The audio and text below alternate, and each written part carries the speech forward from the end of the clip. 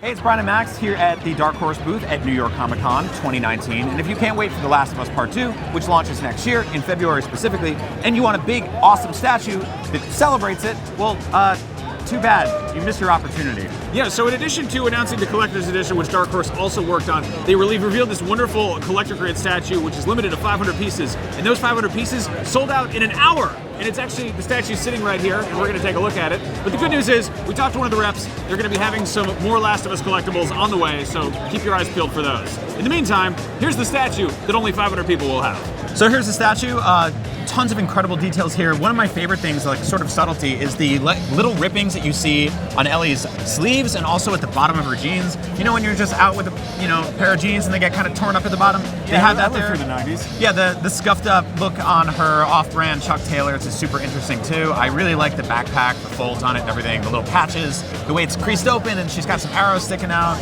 Yeah, man, what do you think about this? Yeah, so I love this because it's very committed to this sort of realistic detail, but it still is cohesively a statue. We see a lot of sort of premium format collectibles where there's like half of it's made of cloth, maybe it has real doll hair on there. This is entirely sculpted with the exception of the bowstring. But I love the detail of like a strand of hair sticking out of her ponytail. Yep. The blood splatter on her arms is gross as hell. Her tattoo completely pops, but then at the same time there's this, it's very clearly painted, like it's got a sort of painterly effect. You look at the sort of the moss and lichen on the rocks down there.